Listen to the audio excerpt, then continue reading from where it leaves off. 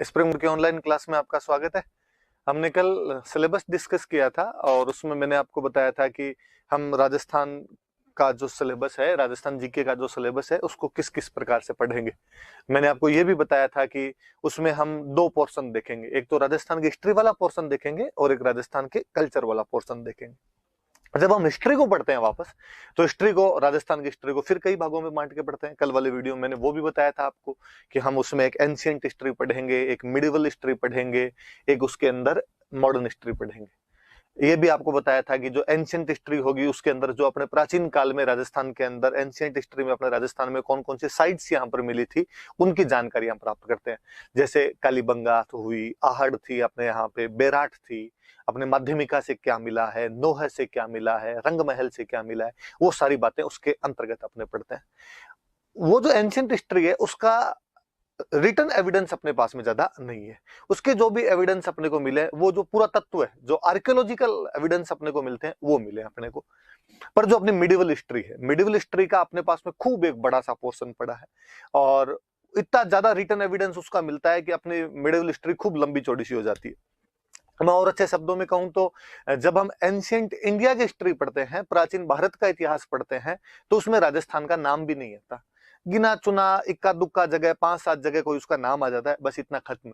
लेकिन तो मैं उसको दूसरे शब्दों में ये भी बोल सकता हूं कि जब एंशियंट इंडिया पढ़ो, तब यदि राजस्थान को निकाल दो तो भी पार पड़ जाए। पर जब मिडिवल इंडिया पढ़ते हो, मध्यकाल भारत का इतिहास पढ़ते हो, और उसमें से यदि आप राजस्थान वाली हिस्ट्री निकाल देते हो, तो उसके बाद उनके पास कुछ भी नहीं बचता है। कि आप अकबर को बिना राणा प्रताप के नहीं पढ़ सकते, आप औरंगजेब को राज सिंह और दुर्गादास राठौड़ के बिना नहीं पढ़ सकते, आप अलाउद्दीन खिलजी को हमीर, रतन सिंह और कानड़देव सोनग्रा के बिना नहीं पढ़ सकते। तो मिडिवल हिस्ट्री है और राजस्थान की खूब रिच है, उसके खूब सारे एविडेंस अपने को मिले। अब उस एविडेंस के आधार पर अपनी जो हिस्ट्री बनती है, तब हमने पाया उसके अंदर कि उसमें अलग अलग देशों का इतिहास है।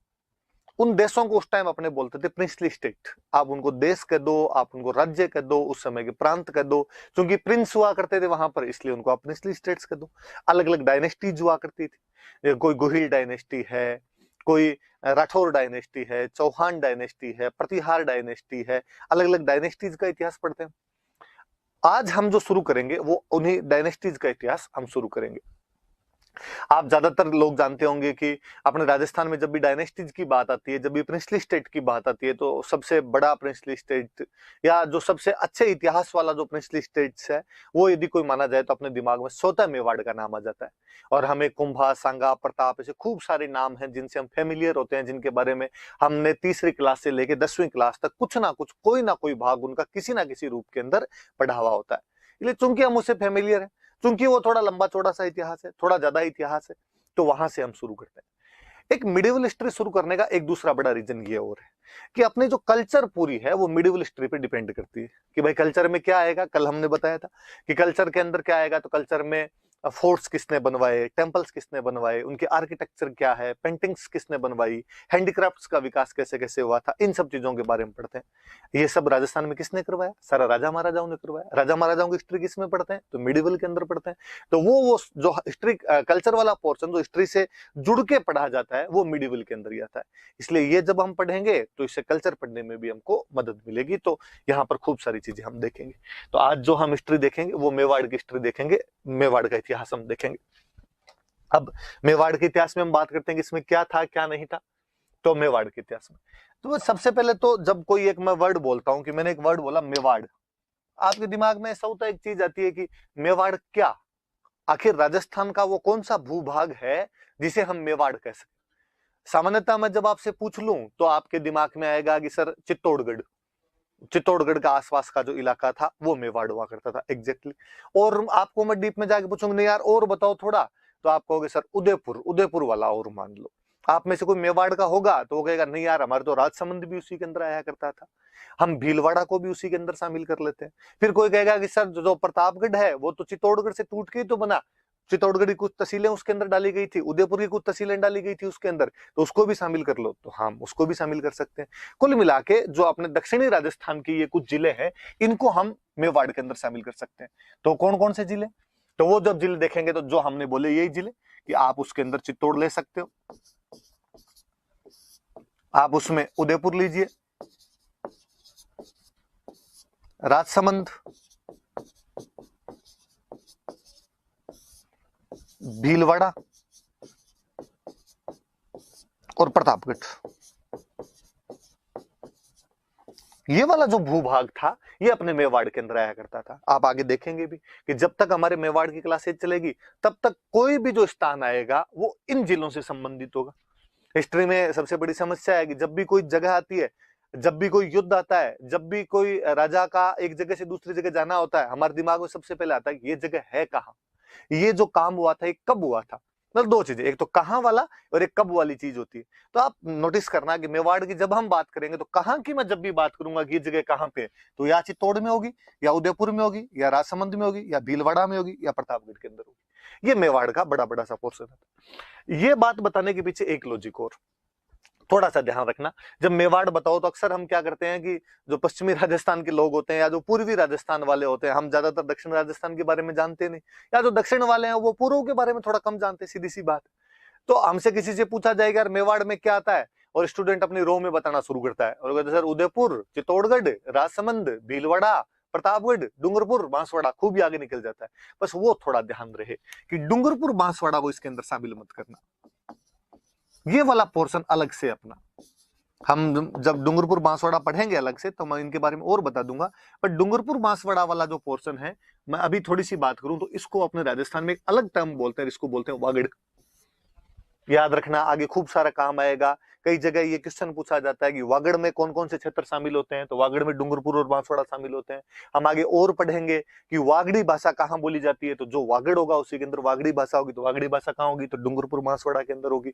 अब जब आप ज्योग्राफी राजस्थान की और पढ़ लोगे या राजस्थान का जब मैप देखोगे तो आप वापस नोटिस करोगे कि ये डूंगरपुर बांसवाड़ा किसके पास में लगता है, तो उधर गुजरात के पास में लगता है।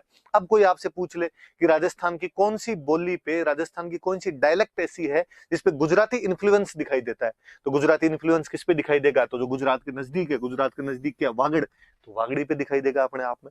तो खूब सारी चीजें एक दूसरे से रिलेट होकर पढ़ी जाती है। कहने का मतलब इतना है कि डूंगरपुर बांसवाड़ा वाला क्षेत्र अलग से वागड़ है, बाकी जो अपने दक्षिणी राजस्थान वाले जिले हैं, ये जो बेसिकली मैंने 5 जिले बताए, इनको आप किसके अंदर मान सकते हो, तो इनको आप मेवाड़ के अंदर मान सकते हो। हालांकि प्रतापगढ़ के अंदर बांसवाड़ा की भी कुछ तहसीलें जो थी वो इसमें शामिल की गई थी, फिर भी बड़े बड़े तौर पर प्रतापगढ़ का जो हिस्सा है वो सामान्यतः मेवाड़ का पार्ट माना जाता था। तो ये थोड़ा ध्यान रखना है, लिखा हुआ है कि ज्योग्राफिकल एक्सपांशन कि राजस्थान का कौन कौन सा एरिया इसके अंदर शामिल होता है। हम और इसको बाकायदा मैप से देख लेते हैं कि कौन सा एरिया शामिल होता है। तो हम जब मैप से भी इसको देखेंगे तो आप ये देख सकते हो, लिखा हुआ है farmer princely state of Mewar, कि मेवाड़ के प्रिंसली स्टेट में क्या क्या शामिल होता था। देख लो आप, इधर लिखा हुआ है आपके भीलवाड़ा, भीलवाड़ा लिखा हुआ है, ये आपका राजसमंद, ये आपका उदयपुर, और ये चित्तौड़गढ़, और ये प्रतापगढ़, ये वाला इलाका। आप और देखेंगे इंडिया का मैप था, इंडिया में से राजस्थान, राजस्थान में से यहां से ये मैप उठाया हुआ, इसका मतलब दक्षिण की बात कर रहा है। तो ये दक्षिण का राजस्थान, भारत, भारत के अंदर अपना राजस्थान, राजस्थान में दक्षिण का राजस्थान, दक्षिण के राजस्थान की ये बेसिकली जो 5 डिस्ट्रिक्ट है, इनको हम किसके अंदर शामिल कर सकते हैं, तो मेवाड़ के अंदर शामिल कर सकते हैं। तो ये थोड़ी सी बातें ध्यान रखना। कोई सिंपल पूछे कि मेवाड़ कहाँ कहाँ पर है, नहीं भी पूछे तो भी अपने को पता रहे। और फिर मैं एक और बात बताऊं, राजस्थान जीके एक ऐसा सब्जेक्ट है जो अक्सर कई सब्जेक्ट में आप यूं पढ़ोगे कि ये तो यार प्री में आता है, मेंस में नहीं आएगा, या ये मेंस में आता है, प्री में नहीं आएगा। ये एक ऐसा सब्जेक्ट है जो आपके प्री में आता है, मेंस में आता है, इंटरव्यू तक पीछा नहीं छोड़ता, और इंटरव्यू में तो सबसे अधिक पूछा ही जाता है। रीजन भी है उसका, अपने आरपीसी के अंदर जो भी कोई मेंबर बैठेगा वो आपसे चाहेगा कि आप राजस्थान के भूभाग से तो कम से कम परिचित हो, या पूरे राजस्थान से नहीं तो कम से कम आप जिस क्षेत्र से बिलोंग करते हो उससे तो परिचित हो। और क्योंकि मेवाड़ अपने राजस्थान के अंदर हिस्टोरिकली ज्यादा रिच रहा है, इसलिए मेवाड़ की हिस्ट्री ज्यादा पूछी जाती है। इसलिए कोई उठा के आपसे वहां से मेवाड़ की क्वेश्चन पूछ लेगा, मेवाड़ का क्षेत्र पूछ लेगा, उसका ज्योग्राफिकल एक्सपांशन पूछ लेगा, ये क्षेत्र कौन से आते थे कौन से नहीं आते थे ये पूछ लेगा। तो सारी बातें अपने को पता होनी चाहिए, मैंने बता दिया आपको इसकी। चलिए इसमें आगे बढ़ते हैं अपने। इसमें जब आगे अपने बढ़ेंगे तो आगे इसके अंदर लिखा हुआ था कि मेवाड़ के प्राचीन नाम, एंशिएंट नेम्स ऑफ मेवाड़। तो बात है कि क्या आज जिसको हम मेवाड़ कहते हैं इसको पहले भी मेवाड़ी बोलते थे, या पहले कुछ और नाम हुआ करता था? ये वाला क्वेश्चन बनता है, खूब बार पूछा हुआ क्वेश्चन है। तो कहा कि नहीं साहब, पहले इसको मेवाड़ नहीं बोलते थे। तो क्या कहते थे कि पहले इसका नाम हुआ करता था मेदपाट, मेदपाट नाम था इसका, और मेदपाट का ही अपभ्रंश होते होते धीरे धीरे मेवाड़ बन गया। तो कहा भाई मेदपाट कैसे पड़ा? अब फिर इसमें खूब सारी अलग अलग थ्योरी है। कोई कहता है कि यहाँ पे कोई मेर जाति आई थी, वो रहती थी, उसकी वजह से ये मेदपाट पड़ गया। कोई कहता है कि नहीं एग्जैक्टली वो मेद ही थे। कोई कहता है कि नहीं वो मेव थे, मेव थे, मेव से मेवाड़ हुआ है। कोई कहता मेद थे, मेद से मेदपाट हुआ है, या वो मेर थे और मेर से मेद है, मेद से ये मेदपाट बना है अपने आप को। अलग अलग चीजें अपने याद रखने वाली बात ही थी कि इसका एक पुराना नाम क्या हुआ करता था, तो मेदपाट हुआ करता था। आज भी आप नोटिस यदि करोगे तो अपने मेवाड़ का एक पार्ट है जिसको हम मेवल बोलते हैं, अजमेर का एक पार्ट है जिसको हम मेरवाड़ा कहते हैं। तो ये मेरवाड़ा, मेवल, मेवाड़ कहीं ना कहीं किसी ना किसी जाति से संबंधित तो रहे थे। तो अपने याद रखने वाली बात है कि इसको पूर्व प्राचीन काल में क्या बोलते थे, मेदपाट। चूंकि ये पठारी क्षेत्र था इसलिए इसका एक नाम और मिलता है, प्रागवाट। ये भी याद रखना, जब हम इसके एंशिएंट नेम पढ़ेंगे तो एक तो एंशिएंट नेम इसका क्या मिल रहा है अपने को, मेदपाट मिल रहा है, और एक एंशिएंट नेम इसका क्या मिल रहा है अपने को, प्रागवाट इसका एंशिएंट नेम मिल रहा है। एक नाम और मिलता है अपने को, इसका एक नाम मिलता है अपने को सिवी जनपद। मैं जब आगे हम एंशिएंट राजस्थान पढ़ेंगे तब इसके बारे में और खूब सारी बातें पढ़ेंगे एंशिएंट राजस्थान में, और तब हम देखेंगे कि इसको सिवी जनपद क्यों कहते थे। ऐसा कहते हैं कि सिकंदर का जब आक्रमण हुआ था उस समय जो पंजाब में कई जनजातियां थी, जैसे एक जनजाति थी सिवी, एक जनजाति थी मालव, एक जनजाति थी योद्धे। वो जब सिकंदर वाले आक्रमणों से वहां पर तित्र बित्र हो गए थे, वहां का जनजीवन असामान्य हो गया था, एबनॉर्मल हो गया था, वहां पर नॉर्मल लाइफ इतनी नहीं चल रही थी, वो जहां पर थे वहां से कहीं ना कहीं डर के उनका सिस्टम उतना मजबूत नहीं रह पाया वहां पे, तो वो पंजाब से नीचे की तरफ उतरे। अब पंजाब से नीचे उतरेंगे तो कहां पे, राजस्थान। तो आपको योद्धे, मालव और सीवी तीनों राजस्थान के अंदर दिखते हैं। तो कहते हैं भाई ये सीवी जो जाति थी वो इस क्षेत्र के अंदर आके बस गई थी, इसलिए इसका नाम सीवी जनपद है। हम आगे पढ़ेंगे तब और देखेंगे कि बाकायदा हमें नगरी या माध्यमिका नाम की जगह जहां से सिक्के मिले और उन सिक्कों पर सीवी जनपद का नाम लिखा हुआ मिलता है। तो सिंपल क्वेश्चन ये बनता है आपका कि आपसे कोई पूछे कि जो सीवी जनपद था वो राजस्थान का कौन सा भूभाग कहलाता था, तो मेवाड़। या कोई घुमा के इसको पूछे वो कहे कि मेवाड़ में कौन सा जनपद हुआ करता था, तो सीवी जनपद हुआ करता था। कुल मिला के 3 एंशिएंट नेम याद रखने हैं उनके अपने। तो क्या क्या नाम हुए, एक नाम हुआ उसका मेदपाट, एक नाम हुआ उसका प्रागवाट, और एक नाम हुआ उसका सीवी जनपद। मैंने तीनों बता दिया आपको, ऐसा तीनों को क्यों क्यों कहा जाता है। तो ये सामान्य मेवाड़ के बारे में जानकारी, मेवाड़ कहां कहां पर है और मेवाड़ के पुराने नाम क्या क्या हुआ करते थे, हमने मैप के अंदर भी इसको देख लिया। अब इसके बाद आगे बढ़ते हैं अपने, अब और आगे क्या जानकारी है अपने पास में। इसके बाद में अपने पास जो अगली जानकारी है, अगला ये आया कि गुहिल वंश, गुहिल डायनेस्टी। कि डायनेस्टी कहने का मतलब, वंश करने का मतलब हुआ कि मैंने कहा कि रियासत, रियासत का मतलब राजा, तो राजा का कोई ना कोई एक डायनेस्टी होती है, कोई ना कोई एक वंश होता है। तो कौन से वंश के थे, कौन सी डायनेस्टी के थे, तो फिर किसी ने कहा कि जो मेवाड़ वाले राजा थे वो गुहिल वंश के थे, गुहिल वंश के लोग हुआ करते थे। तो एक तो सिंपल सी ये क्वेश्चन बन गया अपने आप में कि गुहिल वंश का राजस्थान में अधिकार कहां पे था, तो हम कह देंगे मेवाड़ में था। या कोई पूछे मेवाड़ में कौन से राजवंश का शासन था, तो हम कहेंगे गुहिल डायनेस्टी थी। पर फिर इसके बारे में बात है, ये कौन थे गुहिल, कहां से आए थे, खूब सारी थ्योरीज, खूब सारी कहानियां, इतिहास अपने आप में कहानियों का विषय है। खूब इतिहासकार अपने अपने तरीके से दिमाग लगाते हैं, वो अलग अलग बातें बताते हैं। हम अक्सर कंपटीशन की तैयारी करने वाले जो होते हैं वो उसमें से निचोड़ सा निकालते हैं और उस निचोड़ को निकाल के पढ़ लेते हैं। हालांकि उसके पीछे की एक माथापच्ची बहुत बड़ी होती है, खूब अलग अलग सी थ्योरियां होती है। जैसे गुहिल के बारे में जेम्स टोड जो एक थ्योरी दे के गया, जेम्स टोड एक थ्योरी दी, और जेम्स टोड ने कहा कि गुजरात के अंदर एक जगह पड़ती थी वल्लभी,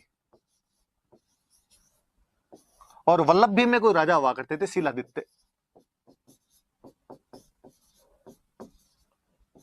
शिलादित्य नाम करके राजा हुआ करते थे, और उन शिलादित्य की एक रानी हुआ करती थी, उन रानी का नाम था पुष्पावती।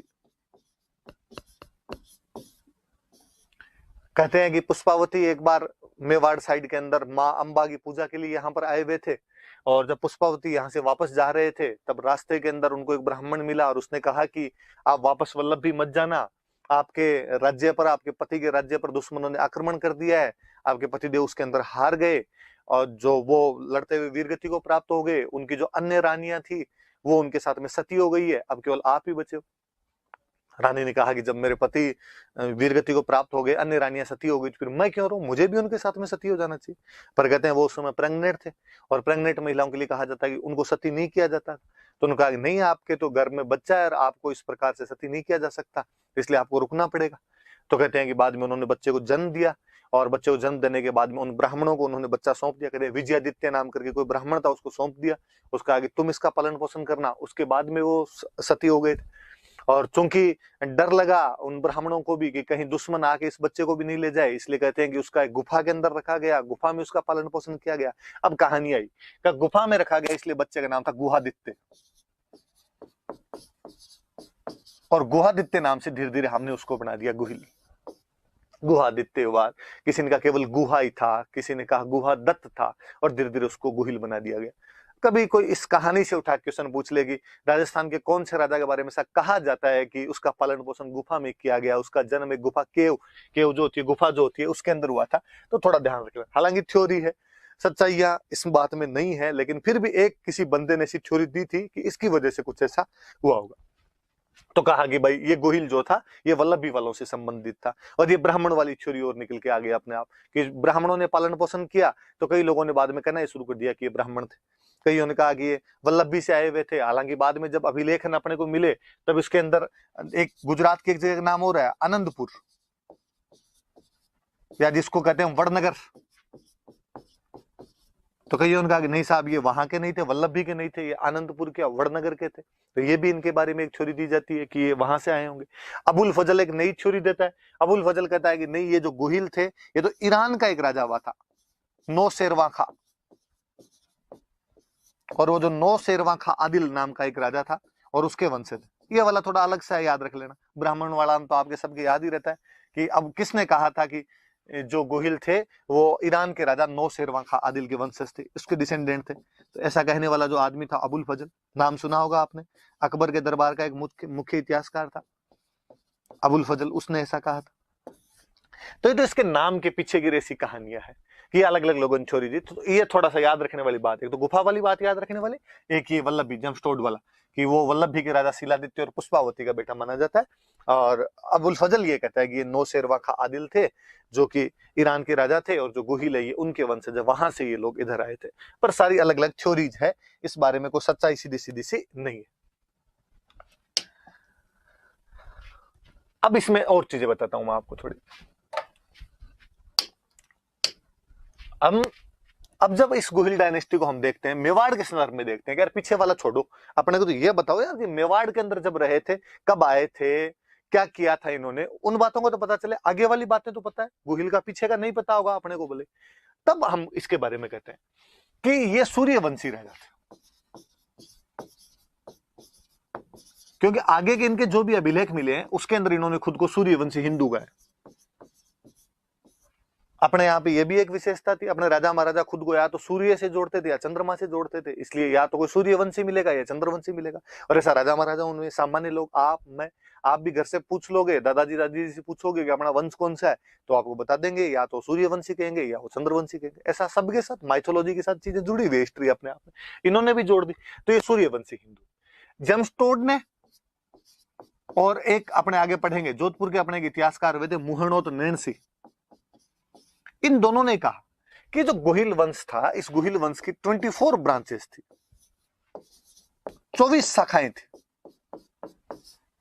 कितनी ब्रांच थी ये याद रखने वाली बात है। कोई पूछ ले कि गोहिल वंश की कितनी शाखाएं थी, तो 24 शाखाएं हुई थी इसकी। टोड भी 24 शाखाओं के नाम बताता है, नैन से भी 24 शाखाओं के नाम बताता है। अपने ये याद रहे नहीं रहे, किसने बताया, ये याद रखना कि गोहिल वंश की शाखाएं थी कितनी, तो कितनी शाखाएं थी, तो उनकी 24 शाखाएं थी। अलग अलग जगह इन्होंने राज किया। जैसे हम आगे पढ़ेंगे धीरे धीरे, हम पढ़ रहे हैं मेवाड़ में जिनका राज था। मैं आगे बताऊंगा आपको वागड़, मैंने अभी बताया था वागड़ में क्या आता है, डूंगरपुर बांसवाड़ा, इसके अंदर भी इनका राज रहा था।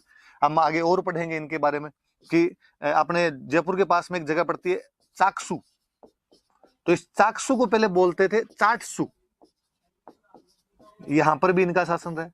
कोई गुजरात में कोई जगह पड़ती है कल्याणपुर, वहां पर भी इनका शासन रहा है। ऐसे करके हम शिवाजी तक को, महाराष्ट्र कहते हैं शिवाजी भी गोहिल थे। आगे हम और पढ़ेंगे कि नेपाल के जो राजा थे वो गोहिल थे। तो मतलब देश में नहीं, देश के बाहर भी गोहिल वंश का अधिकार रहा था। ऐसे करके कहते हैं कि 24 ब्रांचेज, विच इन्होंने 24 ब्रांचेज ने राज्य किया था। तो कोई पूछ ले भाई गोहिल वंश की कितनी शाखाएं थी, तो गोहिल वंश की कितनी शाखाएं थी, तो 24 शाखाएं थी जिन्होंने अलग अलग जगह पे राज किया था। थे कौन ये, तो ये सूर्यवंशी हिंदू थे। और 24 शाखाओं का वर्णन कौन करता है इनके, तो टोड और जो नैंसी है वो इनकी 24 शाखाओं का वर्णन करते हैं। अब बात आई कि ये कब हुआ था गोहिल, कौन सा टाइम पीरियड था जब ये गोहिल हुआ था, तो यार ये तो पता ही नहीं चल रहा कि कब हुआ था कब नहीं हुआ था। फिर वापस अपने गौरीशंकर हीराचंद ओझा अपने राजस्थान के एक बड़े इतिहासकार हुए हैं, उनको एक अभिलेख मिला, सामोली अभिलेख।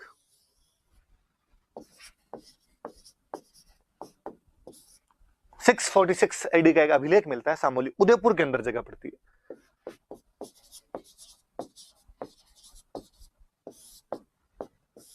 सामोली अभिलेख नाम की एक चीज मिली, 646 ईस्वी का।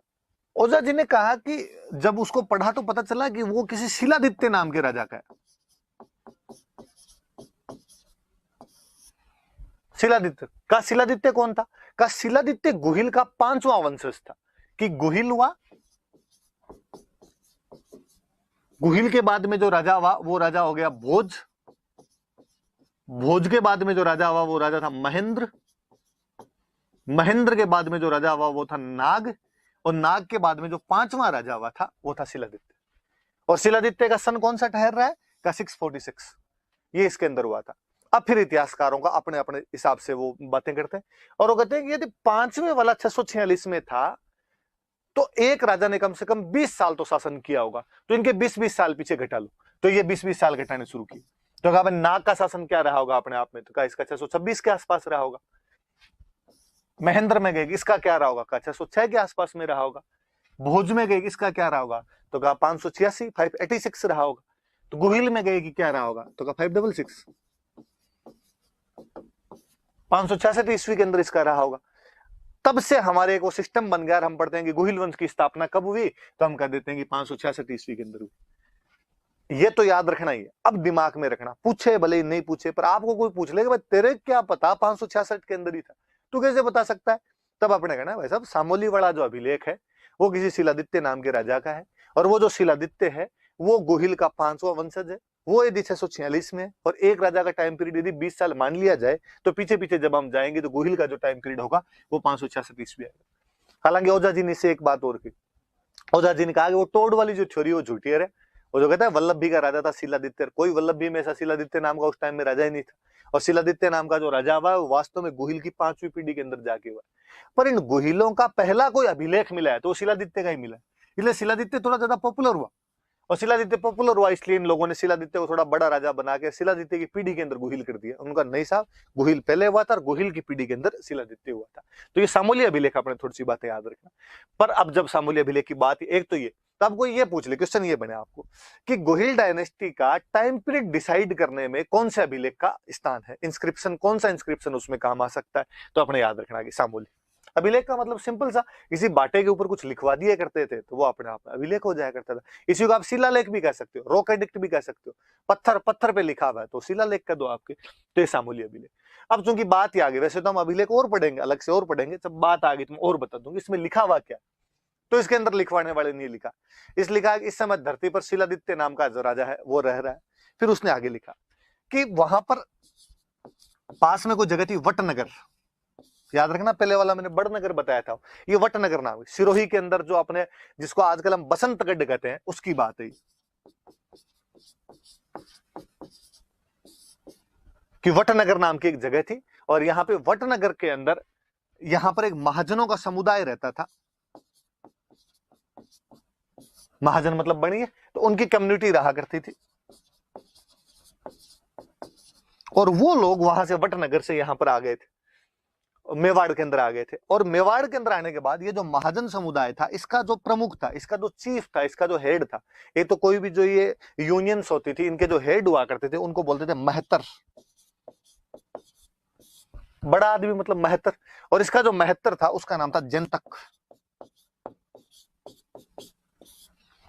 और कहते उस जंतक नाम के महतर ने अपने महाजन समुदाय जो था उसकी आज्ञा ली, और उसकी आज्ञा लेके यहां पर एक मंदिर बनवाया, अरण्यवासिनी। अब कहते हैं, हम कहते हैं अरण्यवासिनी कौन, तो हम कहते हैं आज जिसको हम जावर माता कहते हैं, ये अरण्यवासिनी। तो अरण्यवासिनी देवी के मंदिर की जानकारी या जावर माता के मंदिर की जानकारी कौन सा अभिलेख देता है? तो सामूली अभिलेख देता है। और बताया हुआ कि मंदिर बहुत बड़ा था, वो तो इतना बड़ा मंदिर था, इतना प्रसिद्ध मंदिर था कि 18 प्रकार के तो गायक रहते थे, गाने बजाने वाले, कोई ताल मंजीरा झंझर खड़काने वाले कोई लोग थे, तो 18 प्रकार के थे। बड़े बड़े धनी लोग इस मंदिर के अंदर आया करते थे, ये बात और बताई। और फिर ये बताया हुआ कि जिस दिन मंदिर की प्रतिष्ठा वगैरह कर रहे थे और उस दिन जनता को लगा गया यार अपनी जिंदगी का महत्व समाप्त हो गया, जितने काम करने थे कर दिया, माता जी का मंदिर बनवा दिया, अब ये दुनिया ये महफिल अपने काम की नहीं है। और कहते हैं कि उसने एक देवबुक नाम के स्थान पर, अब ये स्थान एग्जैक्टली कौन सा है भगवान जाने, वो अभिलेख में क्या बताना चाह रहे हैं, और वहां पर उसने अग्नि में स्नान कर लिया, अग्नि में प्रवेश कर लिया, अग्नि जलाई, चिता जलाई और उसके अंदर बैठ गए, जिसको आजकल अपने कहते हैं सती। तो सती प्रथा में तो क्या है कि पति की डेथ हो गई, उसके बाद पत्नी उसके साथ में जाकर बैठ जाती है। यहाँ पर तो व्यक्ति खुद ही उसको अंतिम समय में जाके लग रहा है कि यार बस अब खूब जी लिया, अब क्या करना है आगे जी के, और आदमी एक तरीके से सत्ता हो जाता है इसके अंदर। तो कहते हैं कि भाई इससे ये भी पता चलता है कि उस समय लोग ऐसे अंतिम समय में मृत्यु का वर्ण कर लिया करते थे, खुद ही मृत्यु को चुन लिया करते थे, चुनाव कर लिया करते थे मृत्यु को। तो जनतक महत्तर के बारे में ये भी बात है। तो सामूली अभिलेख की बात आई तो मैंने 4 बात बता दी, याद रख लें। क्या क्या बात बताती है? तो वटनगर से आया हुआ एक महाजन समुदाय है, महाजन कम्युनिटी है, उनका जो हेड चीफ है उसका नाम जैंतक है, और जैंतक ने इन सब की आज्ञा लेके एक मंदिर बनवाया, अरण्यवासिनी देवी का मंदिर, वो जावरवाता का मंदिर है। और फिर उसने इस मंदिर की प्रतिष्ठा के बाद में देवबुक के नाम के स्थान पर अग्नि जलाई और अग्नि के अंदर खुद उसके अंदर प्रवेश कर जाता है, मतलब खुद अपना जीवन है वो समाप्त कर लेता है। इस मंदिर के बारे में कि बड़ा मंदिर था, धनी लोग आया करते थे, 18 प्रकार के गायक इसके अंदर रहा करते थे। अब देखो अभिलेख अपने आप में कई बातें और बताता है। ये वाला जो इलाका है ये भीलों का क्षेत्र है। शिलादित्य के बारे में बताया कि शिलादित्य वहां पर राज कर रहा है, इसका मतलब वहां के जो भील वगैरह थे उन पे शासन करना शिलादित्य ने शुरू कर दिया था। इसका मतलब उन लोगों के साथ अब इन मेवाड़ वालों का कनेक्शन बैठ गया। गुहिल की बाद 5वीं पीढ़ी यहाँ पर रहते रहते उनका कनेक्शन यहाँ पर स्थापित हो गया होगा, ये भी हमें जानकारी मिलती है। उसके अंदर और लिखा हुआ है कि वो जब लोग यहाँ पर आए तो उन्होंने जीवन रूपी अगर उत्पन्न किया।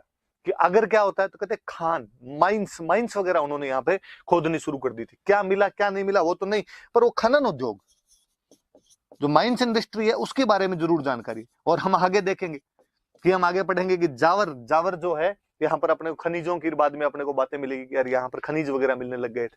तो जो माइंस इंडस्ट्री है उसकी भी कहीं ना कहीं कोई जानकारी दे रहा है। तो सामूल्य अभिलेख आगे जब बात आएगी तो वापस बता दूंगा। तो याद रखना सामूल्य अभिलेख खुद तो कब का है? 646 का। सबसे महत्वपूर्ण यूज तो इसका क्या है, इंपॉर्टेंट यूज क्या है? तो ये गुहिल डायनेस्टी का जो काल क्रम है, उनका जो टाइम पीरियड है वो डिसाइड करता है। कैसे डिसाइड करता है मैंने बता दिया। तो गुहिल डायनेस्टी का टाइम पीरियड क्या निकल के आया? तो 566 ईस्वी निकल के आया। वैसे अभिलेख क्या कहता है? तो कहता है वटनगर से एक महाजन समुदाय आया, उनका मुखिया जैंतक है। जैंतक ने यहाँ पे अरण्यवासिनी देवी का मंदिर बनवाया जिसको आजकल अपने जावर माता कहते हैं। बड़ी बड़ी सी बातें। और फिर उसने देवबुक नाम के स्थान पर अग्नि में प्रवेश कर लिया था। ये वाली सारी बातें। इसका मतलब एक डायनेस्टी का शासन चलता आ रहा था, उसमें एक बड़ा राजा शिलादित्य हुआ, शिलादित्य के टाइम में ये काम हो गए। तो याद रखना शिलादित्य कब क्या हुआ है अपने आप में। अब इसके बाद और बताऊं, देखो इसके एक बात और सुनो। फिर इसके बाद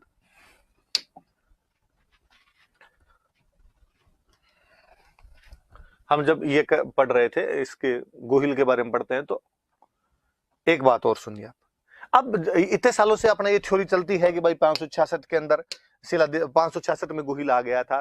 तो अपने दिमाग में आया कि यार गुहिल कोई छोटा मोटा राजा रहा होगा और बाद में शिलादित्य बड़ा राजा हो गया और शिलादित्य ने यहाँ पे अभिलेख वगैरह लगवा दिए। शिलादित्य के टाइम में यहाँ पे मंदिर बन गया और उसकी जानकारी अपने को मिल जाती है। गुहिलों का सबसे प्राचीन अभिलेख ये मिला। दिक्कत तब हुई कि 1869 में आगरा के पास, आगरा के पास में कोई जगह से गुहिल के 2000 चांदी के सिक्के मिले, सिल्वर कॉइन्स मिले, जिनके अंदर श्री गुहिल लिखा हुआ है। तो लोगों ने कहा यार तुम कहते हो कि गुहिल का जन्म गुफा के अंदर हुआ था और यूं ही कहीं से लेके आ गए थे, और तो ये चांदी के सिक्के किसी राजा के मिलने, इसका मतलब राजा ने कॉइनेज सिस्टम भी शुरू कर दिया है, मुद्रा प्रणाली शुरू कर दी है, और ये बड़े राजा के हो सकते हैं और आगरा में और मिले। इसका मतलब पहले कभी ना कभी उस क्षेत्र के अंदर इनका कुछ ना कुछ रहा है, हो सकता है वहां से माइग्रेट होके आए हो। जैसे खूब सारी थ्योरीज कि कोई लोग कहते हैं गुजरात से आए, कोई लोग कहते हैं आगरा से आए, पर ये अपने आगरा वाला एविडेंस है, गुजरात वाली तो कहानी है, आगरा वाला अपने पास एविडेंस भी है कि नहीं इनके वहां पे सिक्के मिले थे। ये थोड़ा सा याद रखना कि गुहिल के हमें चांदी के सिक्के प्राप्त हो जाते हैं और वो चांदी के 2000 सिक्के प्राप्त होते हैं 1869 के अंदर। ये जो शिलादित्य जिसकी अपने बात कर रहे हैं इसका भी एक सिक्का मिला, पर इसका एक तांबे का सिक्का मिला। इसका भी अपने को सिक्का मिल जाता है। तो ये गोहिल वाली थोड़ी अलग सी बात है, नई सी बात है, थोड़ी आप याद रख लेना कि श्री गोहिल लिखे हुए। सिंपल कोई यहां से नहीं पूछेगा, अलग से सिक्कों वाले चैप्टर से उठा के पूछ लेगा। सिक्कों वाला चैप्टर जब हम पढ़ेंगे मैं और बता दूंगा कि श्री गोहिल लिखे हुए 2000 चांदी के सिक्के किस स्थान से प्राप्त हुए, आगरा से, या आगरा नामक स्थान से राजस्थान के कौन से वंश के चांदी के सिक्के प्राप्त होते हैं, तो हमें गोहिल वंश के चांदी के सिक्के प्राप्त हो जाते हैं। चलिए इसके बाद आगे देखते हैं। पर इस वंश का जो एक बड़ा राजा जिसको हम माने, वो यदि कोई हुआ है जिसके बारे में हम जानते हैं, तो वो राजा था बप्पा रावल। बप्पा रावल नाम करके कोई बंदा हुआ और ये इस वंश का एक बड़ा राजा है।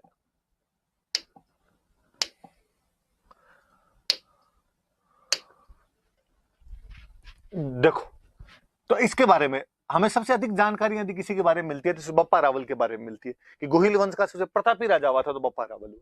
और आगे वाले जितने भी राजा हुए उन सब ने अपनी वंशावली कहीं ना कहीं से शुरू की, तो बप्पा रावल से शुरू की, तो इसको एक बड़े राजा के रूप में अपने आप में मान्यता मिल गई। हम देखते हैं इसके बारे में, देखते हैं कौन था क्या था,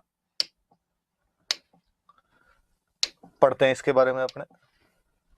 तो देखो, पहली एक चीज निकल के सामने आई कि इसका वास्तविक नाम क्या था।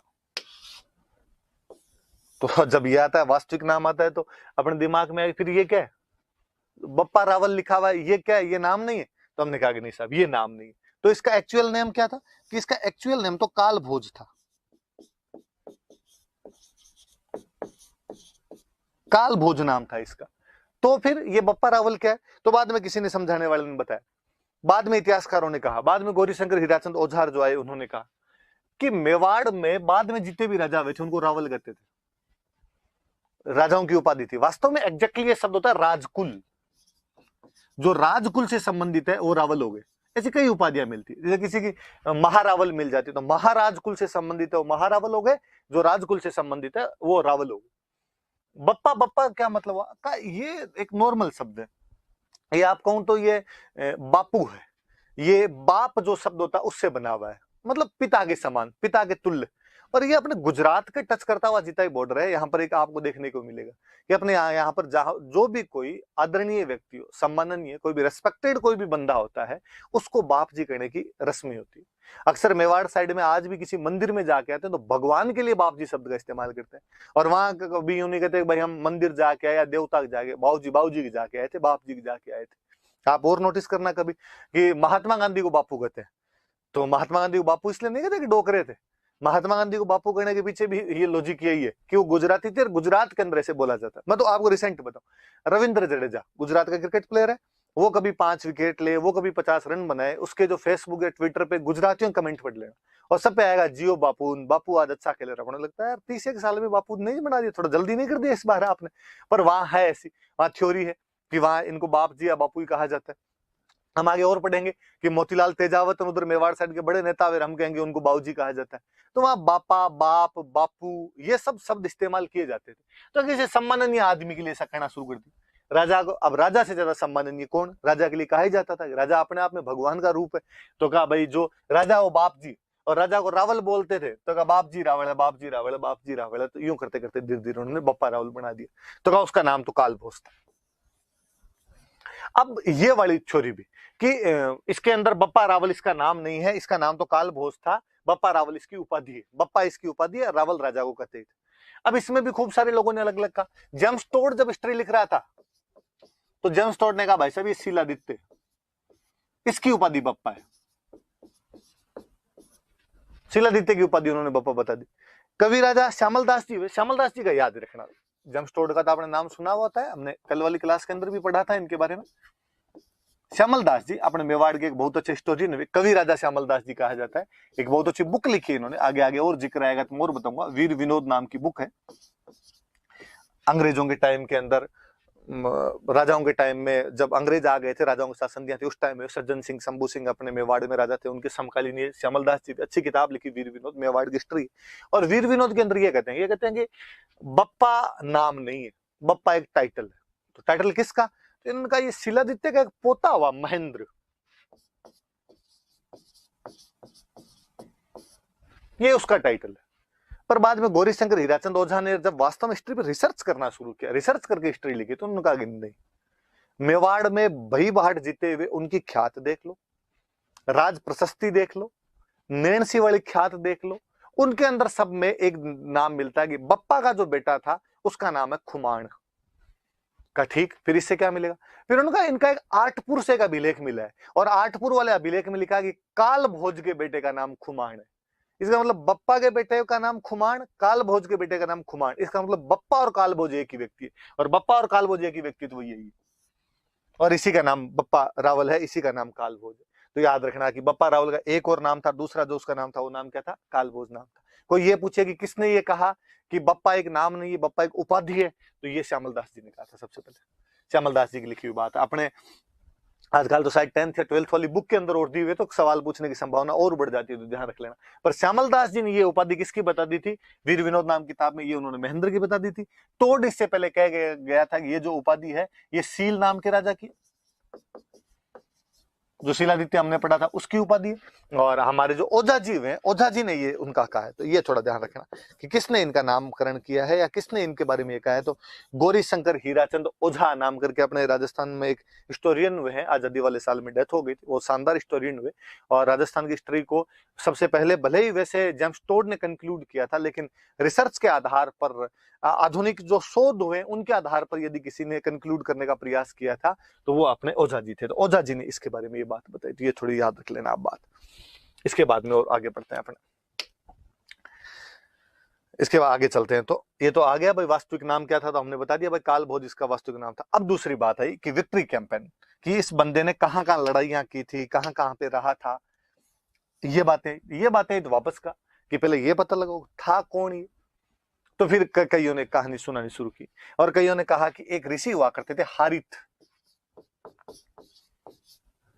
सेंट हारित थे, हारित ऋषि थे, और जो हारित ऋषि थे वो यहां नागदा में रहा करते थे। उदयपुर के अंदर एक नागदा नाम की जगह है, और वो नागदा के अंदर रहा करते थे। और ऐसा कहा गया कि बापा रावल जो था वो उनकी गायें चराया करता था। हरित ऋषि जो थे वो महादेव जी के भक्त थे, और बापा रावल उनके वहां पे रहता था, वो गायें वायें रखते होंगे तो उनकी गायें चराया करता था। फाइनली जब हरित ऋषि का अंतिम टाइम आया तो उन्होंने बापा रावल को पूछा कि मांग, जो मांगेगा वो मिल जाएगा। बापा रावल ने कहा कि यार थोड़ा ढंग से जुगाड़ कर दो रहने खाने पीने का, तो मेरे थोड़ा ठीक हो जाए। और कहते हैं कि हरित ऋषि ने वहां पर एक देवी हुआ करते थे राठासन, राठासन देवी की पूजा की। राठासन देवी राजी हुए, उनको कहा कि ये मेरा चेला है, इसको कुछ देना है ढंग की चीज, तो मैं देना चाहता हूँ इनको, मेवाड़ देना चाहता हूँ इसको। राठासन माता ने कहा मेरे पास नहीं है, इसके लिए तो फिर थोड़ा और तपस्या करनी पड़ेगी। और किसकी? तो महादेव की तपस्या कर। उनको महादेव का तुम्हें भक्त हूं, तो बस उनको राजी कर। तो कहते उन्होंने महादेव को राजी किया, और महादेव को राजी किया, और महादेव का भाई मेरे चेले को ऐसे ऐसे मेवाड़ का राज्य देना है। महादेव जी ने उनको हाँ भर ली, हाँ भर ली, तो कहते हैं कि उनको राज्य मिल गया। तो अपने सिंपल अपने कोई पूछ ले कि भाई बापा रावल को मेवाड़ का राज्य किसके आशीर्वाद से प्राप्त हुआ, तो हरित ऋषि के आशीर्वाद से प्राप्त हुआ। देवी के नाम वगैरह याद रहे नहीं रहे, ये याद रखना कि किसके आशीर्वाद से मेवाड़ का राज्य प्राप्त हुआ, तो हरित ऋषि के आशीर्वाद से मेवाड़ का राज्य प्राप्त हुआ था। किसको? तो बप्पा रावल को हुआ था। ये उनकी गायें चराया करता था, कहा जाता है। कुल मिला उनका शिष्य था, उनका फॉलोवर था ये बंदा, हरित ऋषि का फॉलोवर था, ये थोड़ा याद रख लेना। अब तो फिर बात आई कि ये तो नागदा के अंदर रह रहे थे, तो मेवाड़ का राज्य मतलब क्या मिला इनको, तो कहा इनको चित्तौड़ मिला। तो फिर क्वेश्चन बना, तो फिर चित्तौड़ का राजा कौन है? उस समय चित्तौड़ का राजा कौन था? तो फिर अपने को फिर जब अभिलेख वगैरह आगे देखते हैं तो पता चलता है कि चित्तौड़ में उस समय एक राजा था मान मोरी, और हम कहते हैं मोरी मौर्य है। चंद्रगुप्त मौर्य, अशोक मौर्य जो हुए थे उनकी कोई एक ब्रांच यहाँ पे रहती होगी, और वो लोग यहाँ पे रहते होंगे। ये वहां पे राजा हुआ करता था, चित्तौड़ का राजा हुआ करता है। और कहते हैं कि बापा रावल ने इस पर हमला किया, मान मौर्य पर हमला किया, और मान मौर्य पर हमला करके उसे चित्तौड़ छीन लिया था। ये घटना है 734 की, 734। ये याद रखना, ये कोई पूछ लेगा कि बापा रावल ने चित्तौड़ का किला किससे छीना था, तो मान मौर्य से छीना था। कब छीन लिया था? तो 734 एडी में छीन लिया था।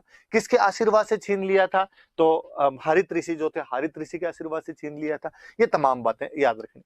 अब वो भले उसने वो छीन लिया था, वो वहां का चित्तौड़ उसने अपने कब्जे में ले लिया, पर चूंकि वो नागदा के अंदर रहा करते थे, इसलिए उसने कहा अपनी राजधानी जो नागदा है राजधानी अपने चित्तौड़ नहीं बनाएंगे, राजधानी तो नागदा ही रखेंगे। तो उसने राजधानी तो अपनी कौन सी रख ली, नागदा ही रख ली। अब चूंकि हरित ऋषि का शिष्य था, हरित ऋषि महादेव जी के भक्त थे, तो उसने कहा फिर मैं यहाँ पे नागदा में महादेव जी का मंदिर बनवाऊंगा। और कहते हैं कि उसने यहाँ पे एकलिंग जी का मंदिर बनवाया। एकलिंग जी कौन, तो एकलिंग जी भगवान महादेव, भगवान शंकर, भगवान शिव बम बम बोले जो एकलिंग जी, तो उनका मंदिर यहाँ पर बनवा दिया। कहते कौन सी जगह वो एग्जैक्टली, तो एकलिंग जी का मंदिर बनवाया। भगवान शंकर कहाँ रहते हैं, तो हम कहते हैं कैलाश पर्वत पे रहते हैं। तो नागदा के पास में जो एग्जैक्टली वो जगह, उसका नाम भी पड़ गया कैलाशपुरी, कि कैलाशपुरी नाम की जगह पर उन्होंने ये मंदिर बनवाया था। तो कैलाशपुरी ऑप्शन में है तो भी सही मान लेना, और नागदा ऑप्शन में है तो भी सही मान लेना। है कहां पे जगह ये याद रखना, तो ये जगह उदयपुर के अंदर आपकी पड़ती है, वहां पर इन्होंने एकलिंग जी का मंदिर बनवाया। अब थोड़ी सी मैं एक बात पर आगे और जाऊं।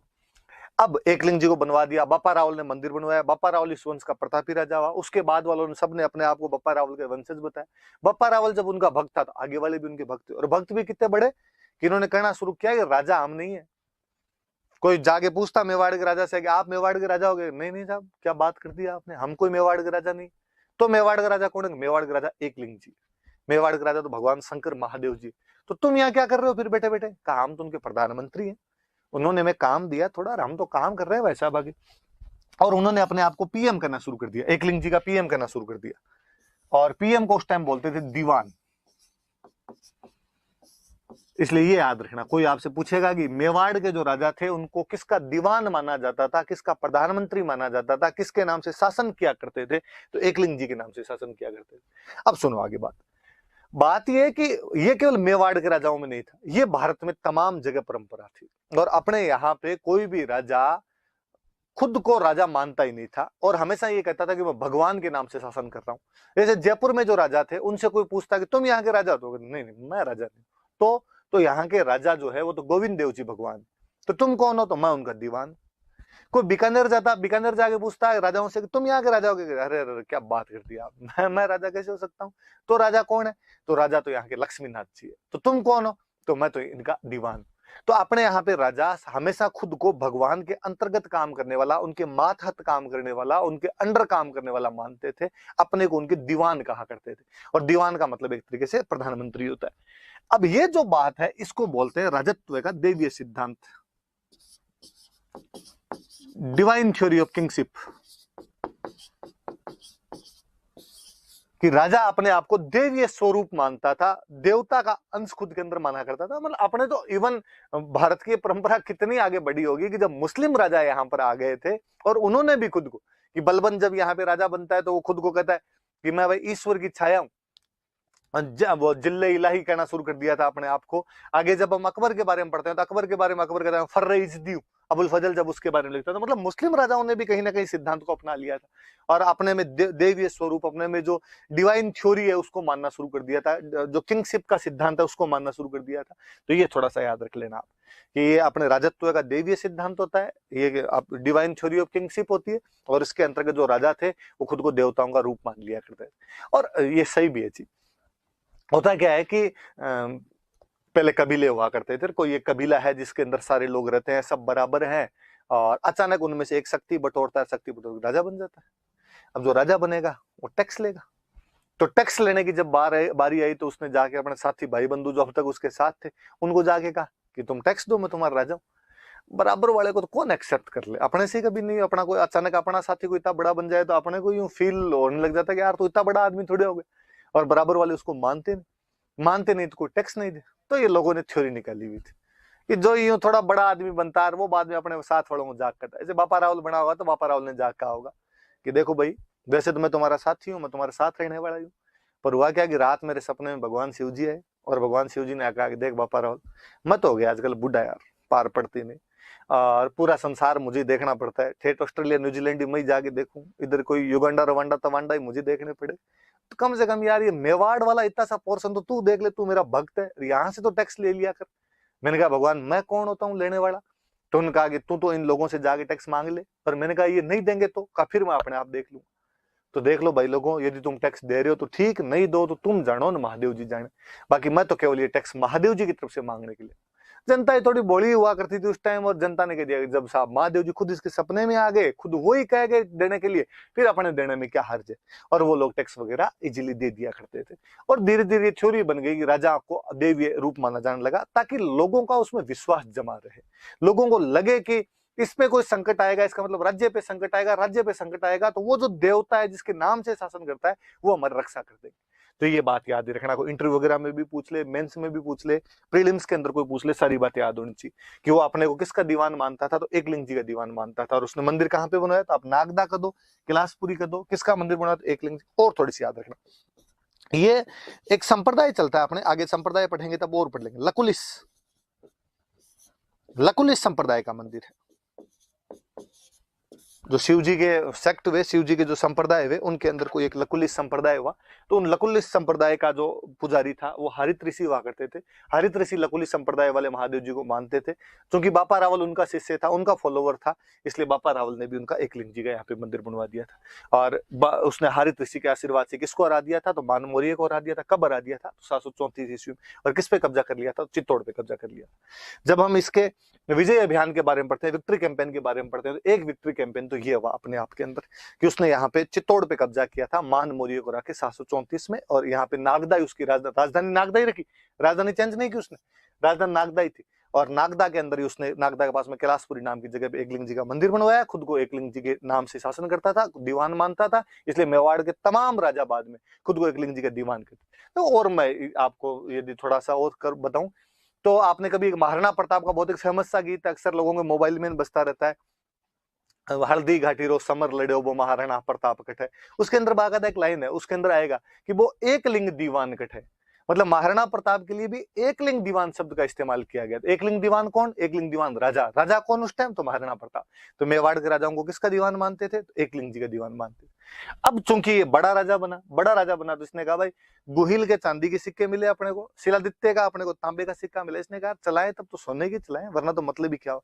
तो सबसे पहले सोने का सिक्का यदि किसी का मिलता है तो अपने को बापा रावल का मिलता है, गुहिल वालों, और इसका सोने का सिक्का प्राप्त हुआ। तो हम कहते हैं कि भाई कॉइनेज सिस्टम जो है, सोने के सिक्के यदि सबसे पहले चलाने शुरू किए थे तो बापा रावल ने चलाने शुरू किए थे। सिक्का मिला है, और वो उसकी जब माप देखी गई तो 115 ग्रेन, गेहूं के जो दाने आते हैं तो उनके बराबर उनसे नापा जाता था। तो 115 ग्रेन का सोने का सिक्का मिला। तो कोई पूछे कि मेवाड़ में सबसे पहले सोने का सिक्का किसका मिला, तो बापा रावल का। वो सोने का सिक्का कितने का है, तो 115 ग्रेन का सोने का सिक्का मिला। तो ये बात भी अपने याद रखने वाली सी बात है बापा रावल के बारे में। और पढ़ते हैं, देखो जब हम विक्ट्री कैंपेन की बात करते हैं, मैं और बताता हूं आप। बापा रावल 734 हम पढ़ रहे हैं कि 734 में ये चित्तौड़ का राज्य छीन लेता है। ये वो टाइम है कि 712 ईस्वी में भारत पर मुस्लिमों का पहला सफल आक्रमण हुआ था। हालांकि उधर से अरबों ने अटैक बहुत पहले करने शुरू कर दिए थे, लेकिन यदि मुस्लिम भारत में पहली बार सफल हुए थे तो 712 के अंदर हुए थे। मोहम्मद बिन कासिम नाम का एक अरब कमांडर होता है और वो अपने सिंध पे कब्जा कर लेता है। तो एक बड़ी सोचने वाली सी बात है, आप कभी ध्यान भी देना कि 712 में मुस्लिमों ने भारत में पहली टेरिटरी पर अपना कब्जा कर लिया था। और वो टेरिटरी कौन सी है, तो वो टेरिटरी सिंध है। सिंध पर कब्जा कर लिया। कब कर लिया, तो 712 में कब्जा कर लिया। पर हमें कोई पूछे, तीसरी क्लास से हम पढ़ते हैं कि मुस्लिमों का भारत पर कब्जा कब हुआ, तब हम कहते हैं साहब कब्जा हुआ उनका 1192 में, जब तराइन का सेकंड युद्ध हुआ था, सेकंड बैटल ऑफ टेरिन हुआ था मोहम्मद गोरी और पृथ्वीराज चौहान के बीच में। उसमें मोहम्मद गोरी जीत गया, और जीतने के बाद में वो कुतुबुद्दीन ऐबक को यहाँ पे छोड़ के गया। कुतुबुद्दीन ऐबक यहाँ पर भारत में मुस्लिम शासन की नींव रखता है, वो यहाँ पे मुस्लिम शासन शुरू करता है। इसका मतलब पहली जीत है 712, पर दिल्ली को जीतने में 1192 में आ गया, 480 साल। तो आपको क्या लगता है कि 712 से लेकर 1192 के बीच में अन्य हमले नहीं हुए थे?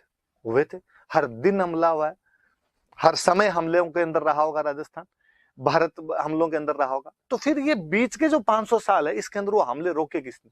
7वीं क्लास के एनसीईआरटी में बहुत अच्छा चैप्टर है, और उसके अंदर ये सेम लाइन लिखी हुई है जो मैं आपसे पूछ रहा हूं कि 712 ईस्वी में जब मोहम्मद बिन कासिम ने सिंध पर अधिकार करके भारत में मुस्लिम शासन की नींव रख दी थी, तो मुस्लिमों को अपना शासन पूर्णतः स्थापित करने में 1192 तक का समय लग गया, जब उत्तरायण के दूसरे युद्ध में पृथ्वीराज चौहान को हराकर मोहम्मद गोरी यहाँ पर शासन स्थापित करवाता है कुतुबुद्दीन ऐबक के माध्यम से।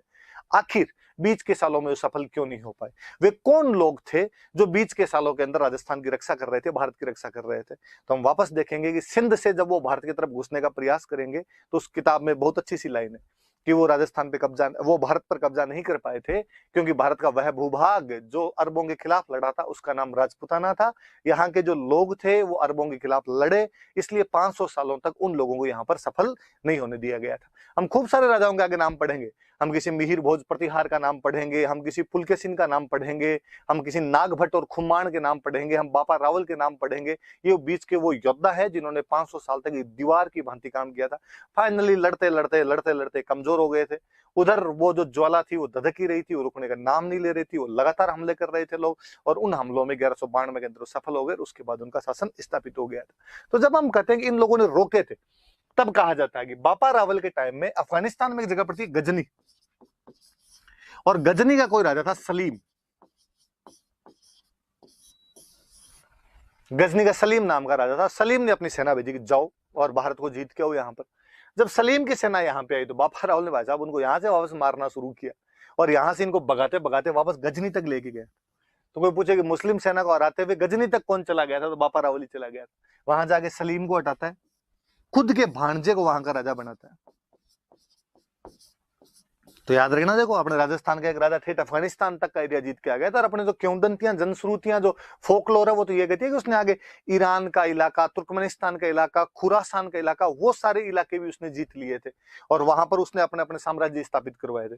वो बात तो हो नहीं है, पर ये अपने पास हिस्टोरिकल एविडेंस है कि गजनी तक गया था, गजनी के राजा सलीम को हटा देता है और वहां पर अपने भांजे को राजा बना देता है। और बड़ी जोरदार सी बात, अपने कहते हैं कि जब वो जा रहा था तो बीच के अंदर एक जगह पे रुका था, उसकी सेना कुछ दिन तक वहां पे पड़ी रही, कुछ दिन तक कैंप रहा, उसकी आर्मी का कैंप रहा, तो बाद में उस कैंप से आगे चला गया।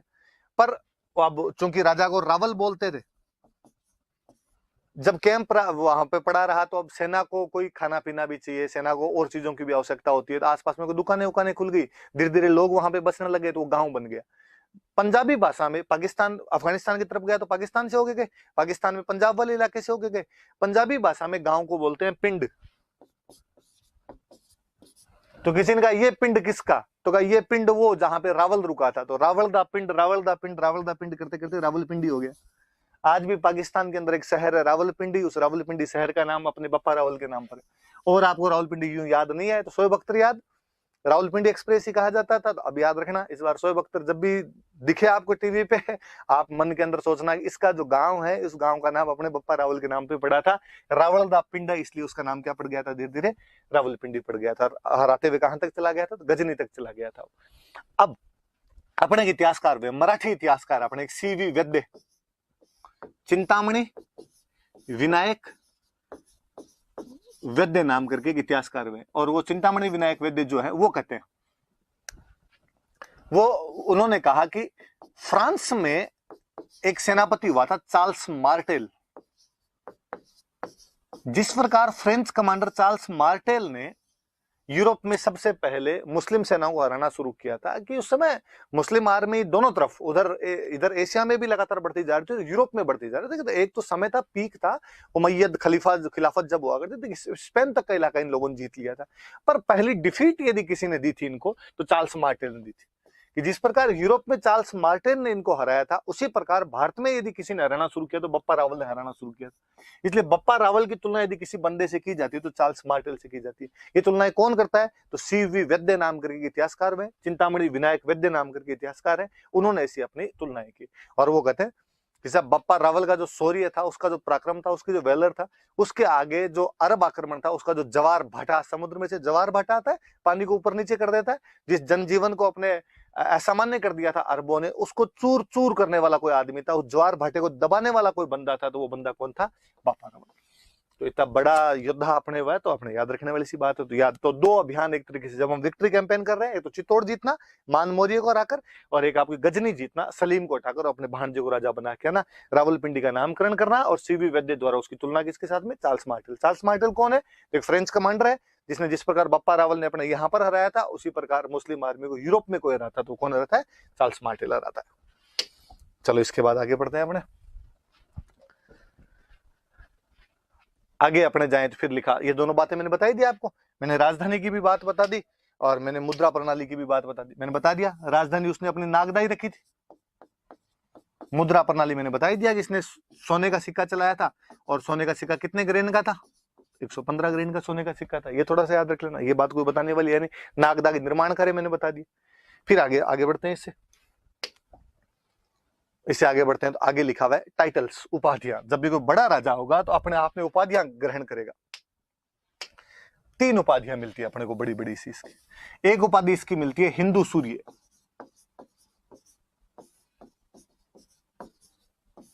एक उपाधि अपने को इसकी मिलती है राजगुरु,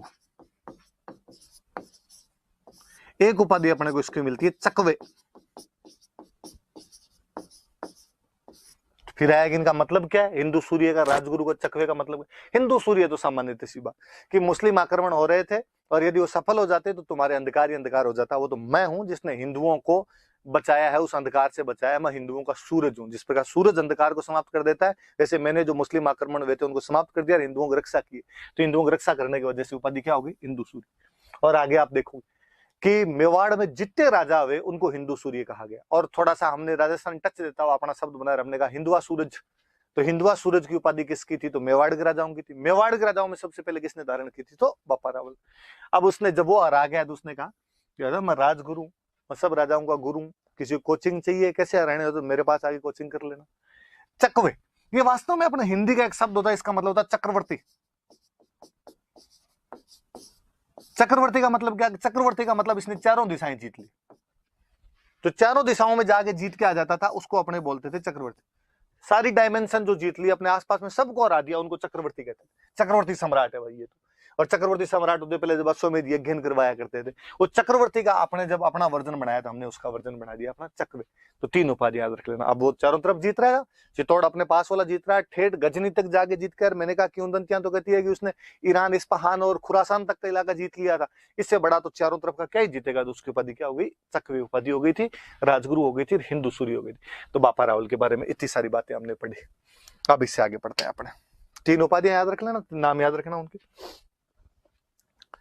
अगला राजा कौन है अपना, ये थोड़ा सा बापा रावल की फोटो है, थोड़ा आप और देख लेना। वैसे तो मैंने डिस्क्राइब कर ही दिया था, लेकिन फिर भी मैं थोड़ा समझा दूं कि ऐसा कहते हैं कि ये हरित ऋषि है, कि वो जब स्वर्ग में जा रहे थे उस समय उन्होंने, बापा रावल उनसे प्रार्थना कर रहा है कि मालिक मुझे कुछ दीजिए। हरित ऋषि कहते हैं कि जा, चित्तौड़ का राजा तुझे मिल जाएगा।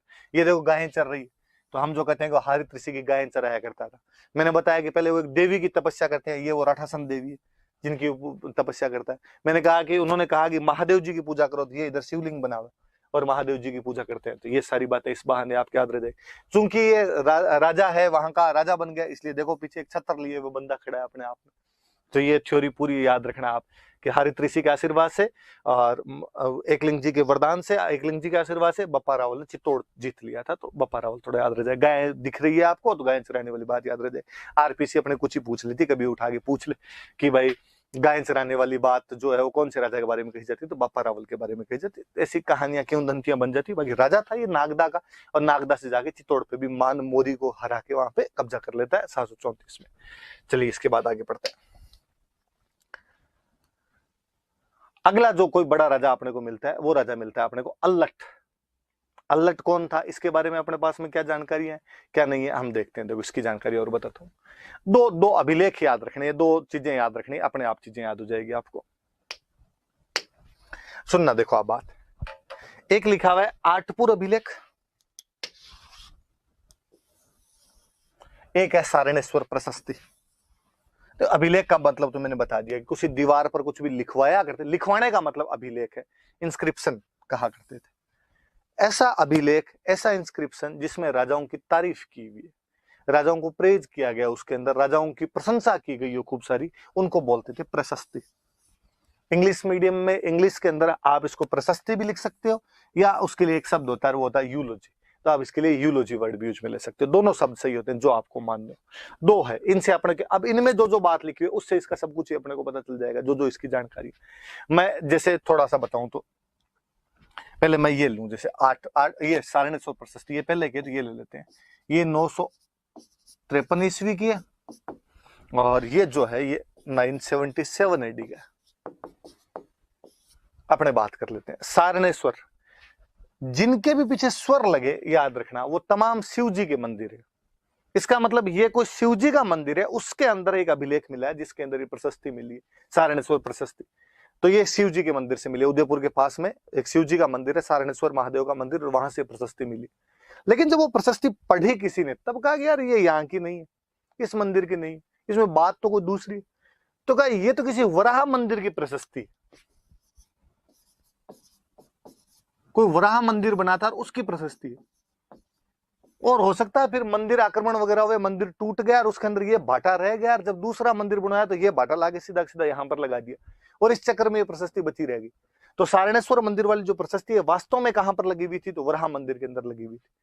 अब क्या लिखा हुआ क्या इसके अंदर, तो इसके अंदर कई चीजें मिलती है अपने। इसके अंदर एक तो अल्लट की जो जानकारी है, अल्लट की मम्मी का नाम लिखा, और मम्मी का नाम लिखा हुआ है महालक्ष्मी। अल्लट के बेटे का नाम लिखा, और बेटे का नाम लिखा नरवाहन। अल्लट, मम्मी का नाम महालक्ष्मी और बेटे का नाम नरवाहन, इनके नाम लिखे हैं। फिर लिखा हुआ है कि ये मंदिर बना था और इस मंदिर में चंदा किस किसने दिया था। चंदा देने वाले जो लोग होते थे उनको बोलते थे गोष्टिक। तो गोष्टिकों के नाम दिए मैं इसके अंदर की गोष्टिक कौन, याद रखना, ये सब थोड़ा सा याद रह जाएगा इस बहाने। कोई पूछे कि गोष्टिक क्या होते हैं, तो मंदिरों को जो लोग चंदा दिया करते थे उनको क्या बोलते थे, चंदा समझते हो। आज भी अपने कोई चीज बनती है चंदा देते हैं, उसके लिए इकोनॉमिक जो भी सपोर्ट किया जाता है, असिस्टेंस किया जाता है, उसको हम बोलते हैं चंदा। तो गोष्टिक, तो इसके अंदर उनके नाम, इसका मतलब अल्लट के टाइम में ये मंदिर बना, मंदिर के लिए लोगों से चंदा लिया गया, उनके नाम दिए में गोष्टिक। कहां पर बना मंदिर, तो का आहड़,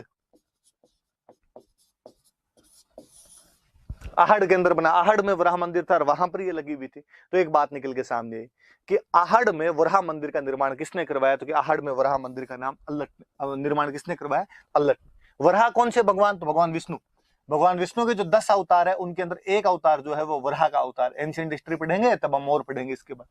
तो अब बड़ी बात ये आई कि ये खुद तो एकलिंग जी के भक्त थे, ये तो शिव जी की पूजा करने वाले लोग थे, और एकलिंग जी का भक्त होने के बावजूद इस बंदे ने और विष्णु भगवान की पूजा की थी, विष्णु भगवान को माना था। ये इनकी धार्मिक सहिष्णुता है, ये इनका रिलीजियस टॉलरेंस है कि भाई भले ही हम शिव जी के भक्त हैं लेकिन हम तो विष्णु जी को भी मानते हैं, उनका भी मंदिर बनवा रहे हैं। और मंदिर के बाहर बाकायदा अभिलेख लगवाए, इसमें खुद का, खुद की मम्मी का, खुद के बेटे का नाम लिखता है, चंदा किस किसने दिया उनका नाम लिखता है। और तो और वो कहता है मेरे मंत्री कौन कौन है उनके नाम और लिखता है, अपने मिनिस्टर्स के नाम लिखता है। उस समय की टर्मिनोलॉजी अपने को पता चलती है, जिसके अंदर इसके अंदर एक नाम लिखा हुआ है अमात्य, एक नाम लिखा हुआ है संधि विग्रहक, और जैसे एक नाम इसके अंदर लिखा हुआ अक्सपटलिक, एक नाम लिखा हुआ इसमें बांदीपति, एक नाम लिखा हुआ इसके अंदर बिस्काधीराज,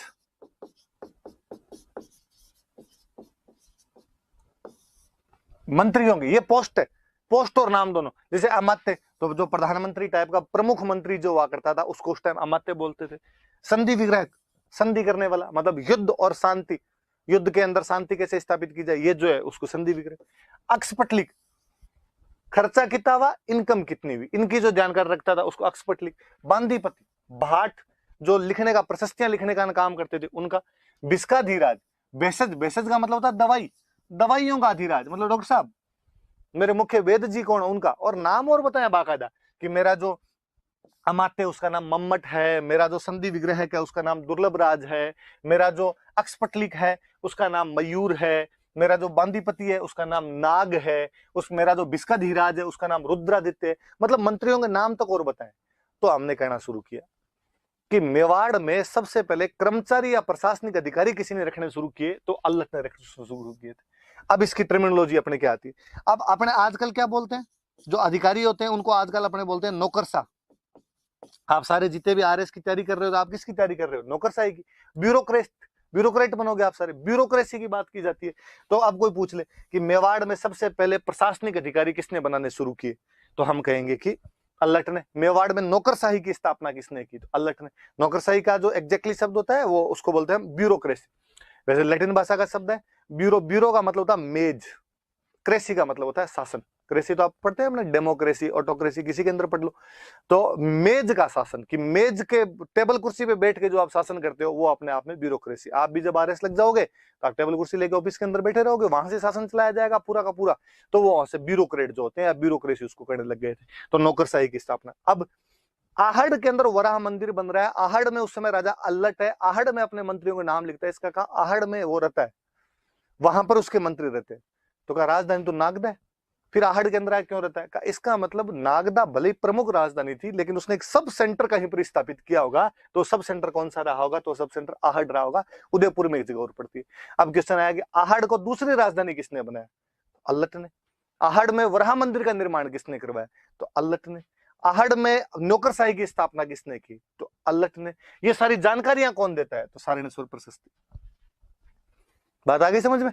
तो ये सारणेश्वर प्रशस्ति में खूब सारी अपने को जानकारियां मिल जाती है। इन जानकारियों से ये सारी चीजें पता चल जाती है कि पहली राजधानी नागदा थी, बापा रावल स्थापित करता है, या बापा रावल के टाइम में वो राजधानी मिलती है अपने को। दूसरी राजधानी अपने को आहड़ मिलती है, और हाँ मंदिर मिलता है, विष्णु का मंदिर है। और फिर यहाँ पे अपने को नौकरशाही की स्थापना यहाँ पर दिखाई देती है। एक तो ये सारणेश्वर प्रशस्ति वाला ध्यान रखना, 953 का अभिलेख है। और एक अभिलेख हो रहा आठपुर, ये थोड़ा बाद का है। अब मैंने बताया था कि ये जो अभिलेख है ये 977 का है। ये कोई एक और राजा हुआ, इसके बाद में कोई एक राजा हुआ शक्ति कुमार। गुहिल राजा है और शक्ति कुमार का अभिलेख, और इसके अंदर तो जो गुहिल से लेकर शक्ति कुमार तक जितने राजा हुए उन सबके नाम मिलते हैं, उन सबके बारे में वर्णन है। जब सबके बारे में वर्णन है गुहिल से लेकर शक्ति कुमार तक, तो अल्लट का वर्णन भी मिलेगा। और अल्लट वाले वर्णन के अंदर उसके अंदर उसने 2-3 बातें लिख रही। उसने कहा अल्लट की मम्मी महालक्ष्मी है, अभी बताया मैंने, उसमें भी नाम है। पर इसके अंदर लिखा हुआ कि वो राष्ट्रकूट है, मतलब मम्मी का वंश तक पता है। और हम आगे पढ़ेंगे कि राष्ट्रकूटों को अपने राजस्थान में राठौड़ कहा गया था। इसके अंदर लिखा हुआ है कि उसकी जो वाइफ है, अल्लट की जो रानी है, उसका नाम है हरिया देवी। और इसमें लिखा हुआ कि हूण राजकुमारी है।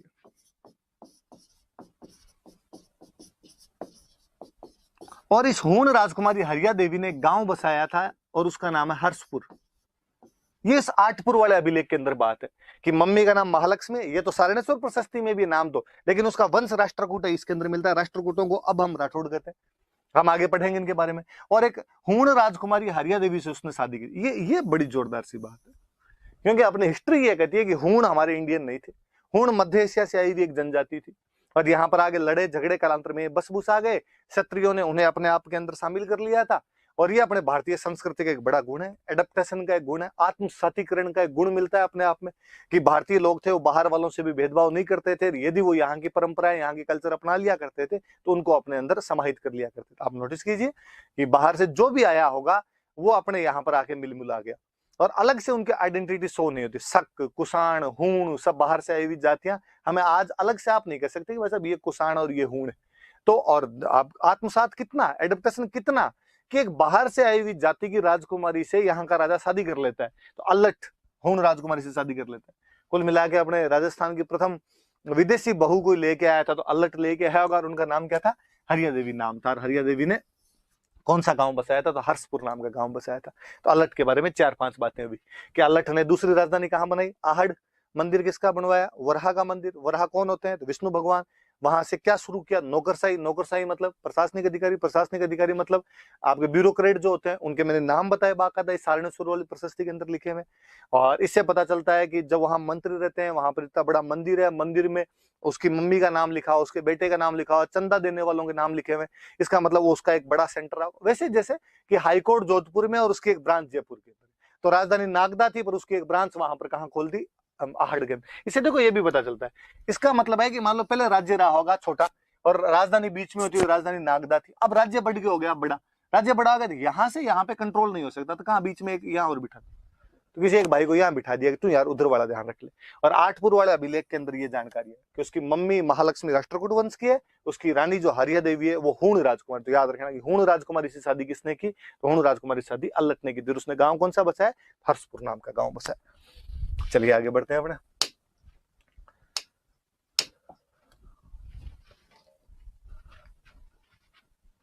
आगे बढ़ते हैं अपने। अगले जो राजा है उनका नाम है जैतर सिंह, और जैतर सिंह के बारे में एक जानकारी लिखी हुई आ रही है इसके अंदर की भूताला का युद्ध। जैतर सिंह में टाइम भी लिखा हुआ है, और जैतर सिंह का टाइम लिखा हुआ है 1213 से लेके 1250 ईस्वी के बीच। यहां से अपने को सन मिलने शुरू हो जाएंगे। आपकी याद रहे तो भली बात, नहीं याद रहे तो भली बात, पर थोड़ा थोड़ा क्रोनोलॉजी सेट हो जाती है, तो थोड़ा दिमाग के अंदर रखना, एग्जैक्टली याद मत करना। किसी टाइम में ऐसा कहा जाता था कि हिस्ट्री में सन ही पूछे जाते हैं, और जो क्वेश्चन भी आते हैं उनके अंदर सन के खूब सारे क्वेश्चन हुआ करते थे। पर आजकल आप नहीं देखोगे, ऐसे सन के क्वेश्चन कम आते हैं, तो आपको सन याद नहीं रखने। आपको खूब सारे लोग मिलेंगे जो हिस्ट्री के बारे में डराएंगे, और आप कहेंगे यार इतने सन याद करने हैं, और अपने हिस्ट्री के बारे में तो कभी कहा करते थे कि हिस्ट्री तुम बड़ी बेवफा, रात को याद की और सुबह सब सफा। पर अब हिस्ट्री आपसे बेवफाई नहीं करती है, वो आपसे सन के क्वेश्चन नहीं पूछती है, पर क्रोनोलॉजिकल ऑर्डर याद करने में थोड़ा ठीक रहता है, इसलिए थोड़ा सा अपने दिमाग के अंदर रख लेना। अब ये जो जैतर सिंह, और यहाँ से इसलिए मिलने लग जाते हैं कि यहाँ से मुस्लिम राजा आ गए थे, मुस्लिम राजाओं की खुद की हिस्ट्री लिखवाने का एक पूरा पैटर्न था, और उनके सन के आधार पर हमने हमारे वाले सन भी तय करने शुरू कर दिए। अब जैतर सिंह के टाइम में युद्ध हुआ है भूताला का युद्ध। अब तो वही बात है, कब और कहां भूताला कहां पड़ता है, युद्ध कब हुआ। अब भूताला कहां पड़ता है, तो उदयपुर के अंदर, नागदा के पास में, राजधानी के पास में। और वैसे भी कोई राजा दूसरा अटैक करेगा तो कहां पे करेगा, जहां आप रहते हो वहां आप रहते हो, नागदा राजधानी, नागदा में अटैक करेगा। आहड़ तो सब सेंटर था उसका। कब हुआ एग्जैक्टली कोई सन नहीं मिलता अपने को। कोई किताब लिखती है 1222, कोई लिखता है 1229, कोई लिखता है 1222 से 1234 के बीच में कभी हुआ होगा, तो एग्जैक्टली कहीं मिलता नहीं। पर फिर भी इस बार जो अपने 10th की नई किताबें आई है उन्होंने लिख रखा है 1227। तो अपने क्या माना जाए, तो अपने 1227 मान लिया जाए। पहले तो खूब कंफ्यूज ही रहते थे कि यार क्या मानना है क्या नहीं मानना है, अलग अलग किताबें अलग अलग कहती है, तो मैं तो खुद ही 1234 मान लिया करता था। लेकिन अब की बार वाली किताबों में जब उसने एग्जैक्ट लिख रखा है, तो अपने वो एक प्रूफ है, अपने पास एविडेंस है कि इसका सन क्या मानना है, तो 1227 ईस्वी। तो भूताला उदयपुर में पड़ता है, 1227 में युद्ध। किसके बीच में, तो जैतर सिंह तो हो गए, जैतर सिंह का युद्ध हुआ इल्तुतमिश के साथ। अब बात है कि साहब इल्तुतमिश कहां का राजा, तो कहा इल्तुतमिश दिल्ली का राजा, दिल्ली का सुल्तान। आप जब मिडिवल हिस्ट्री पढ़ोगे तो और पढ़ोगे कि कुतुबुद्दीन ऐबक राजा बना था, कुतुबुद्दीन ऐबक जब मरा तो बीच में थोड़े से टाइम के लिए आराम शाह को बनाया, लेकिन इल्तुतमिश एक बड़ा कमांडर था, उसने उस आराम शाह को हटा दिया और वो आके राजा बन जाता है। अच्छा चलो, आपने इल्तुतमिश का नाम नहीं सुना होगा, तो आपने एक सुना होगा कि एक महिला राजा बन गई थी दिल्ली में, रजिया, रजिया सुल्तान। आपने सुना रजिया फंस गई गुंडों में, ऐसी जो बातें सुनते हैं, वो जो रजिया सुल्तान थी उसके पापा ही इल्तुतमिश ही। इल्तुतमिश ने यहाँ पर आक्रमण कर दिया। प्रत्येक राजा अपने साम्राज्य का विस्तार करना चाहता है, इल्तुतमिश भी अपने साम्राज्य का विस्तार करना चाहता था, और इल्तुतमिश ने नागदा पर अटैक कर दिया। नागदा का राजा कौन, तो जैतर सिंह। नागदा के पास में एक जगह पड़ती है भूताला, जैतर सिंह आक्रमण रोकने के लिए वहां भूताला गया, वहां पे लड़ाई हुई इनके बीच में। और वैसे तो आप कहावत सुनते हो रजिया गुंडों में फंस गई, यहाँ रजिया के पापा फंस गए, और भाई साहब आपके जैतर सिंह ने इल्तुतमिश को भगा भगा के मारा था यहाँ पे। तो भूताला वाले युद्ध के अंदर कोई जीता था, तो जीता कौन था, तो याद रखना कि जैतर सिंह जीत गया था। देखो बड़ी बात है कि अपने राजस्थान के एक राजा ने दिल्ली के राजा को हरा दिया था। राजस्थान में कहां का राजा, तो मेवाड़ का। कौन राजा, तो जैतर सिंह। किसको हरा दिया, इल्तुतमिश। इल्तुतमिश कहां का राजा, तो दिल्ली का। कब की बात है, 1227 की। कहां की बात है, भूताला की। भूताला कहां पड़ता है, तो उदयपुर के पास के अंदर पड़ता है। पर अपने यहाँ के लड़ने के तरीके में और मुस्लिम राजाओं के लड़ने के तरीके में एक बड़ा अंतर हुआ करता था। अपने यहाँ सीधा सिस्टम हुआ करता था कि जब लड़ने के लिए कोई जाया करता था तो घर वालों को कह के जाता था कि या तो जीत के आऊंगा या आऊंगा ही नहीं। हारने वाला अपने यहाँ पे कंसेप्ट हुआ नहीं करता था। और कोई राजा ऐसे हार के वापस भी आ जाता, आदमी सोचता था कि यार घर पे जाके लुगाई से बेइज्जती करवाने इससे अच्छा तो यार मरमुरा जाए।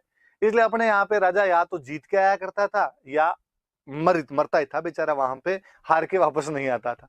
मुस्लिम राजाओं में सिस्टम नहीं था। मुस्लिम राजाओं के अंदर आर्मी उतरती, और आर्मी यदि शुरुआत के अंदर ज्यादा सैनिक मर गए, मान लो 10,000 लोग आए और 5,000 सैनिक मर गए, तो बाकी वाले 5,000 राजा कहता वापस आ जाओ, वापस चलेंगे अपन।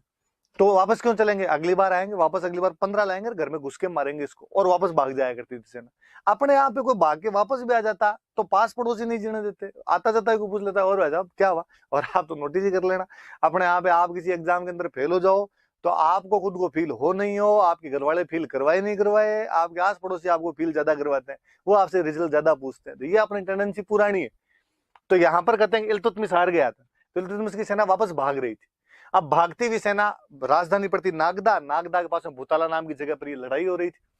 और भागती हुई सेना जब जा रही थी तो नागदा के सारे सैनिक थे वो तो भूताला में लड़ने के लिए गए हुए थे, और परिवारों को होता था वो ज्यादातर सुरक्षित स्थानों पर छोड़ के जाया करते थे। उन जगह नागदा तो खाली पड़ा है, तो नागदा को लूट के, तो इल्तुतमिश की जो रिटर्निंग आर्मी थी, उसकी जो भागती हुई आर्मी थी, उसने नागदा लूट लिया था।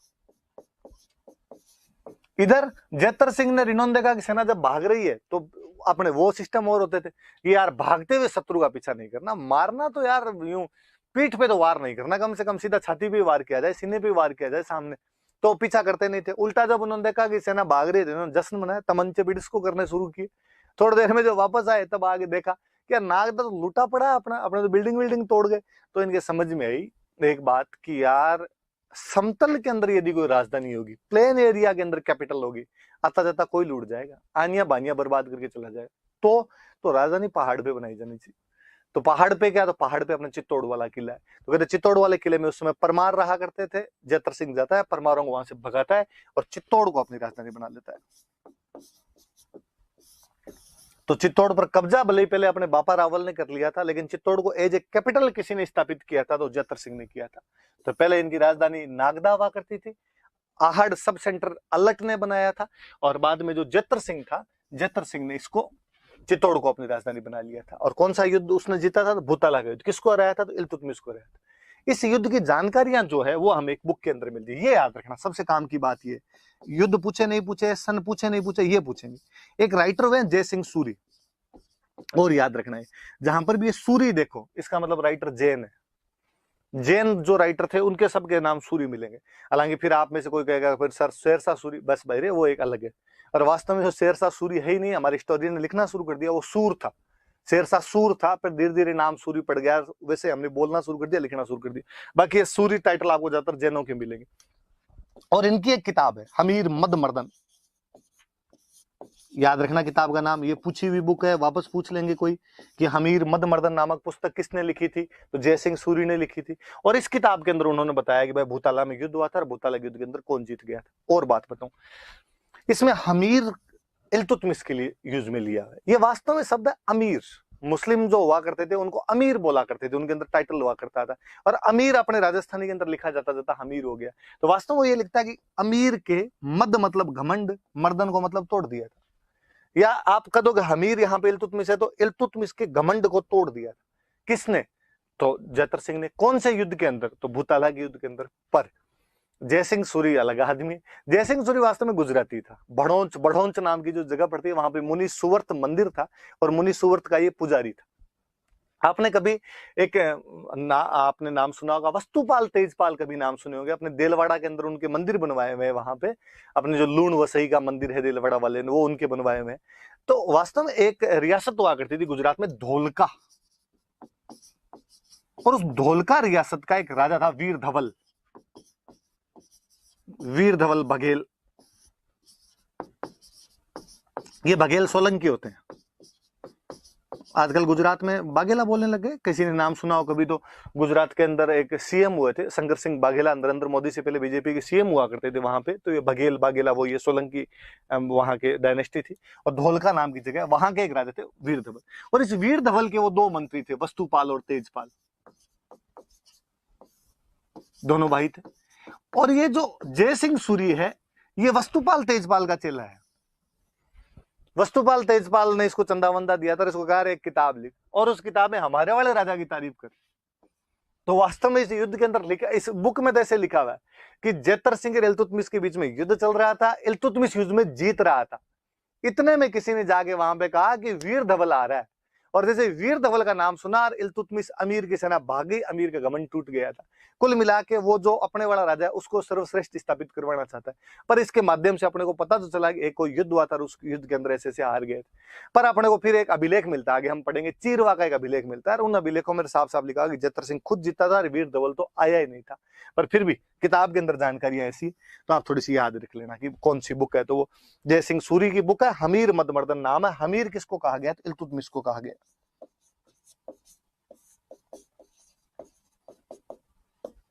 इल्तुतमिश के अंदर फिर जैतर सिंह का शासनकाल खूब अच्छा माना गया। अपने इतिहासकारों ने इनकी खूब तारीफें की। इनका जो टाइम पीरियड उसके लिए कहा जाता है कि वो जो मिडिवल मेवाड़ था उसका गोल्डन एरा है।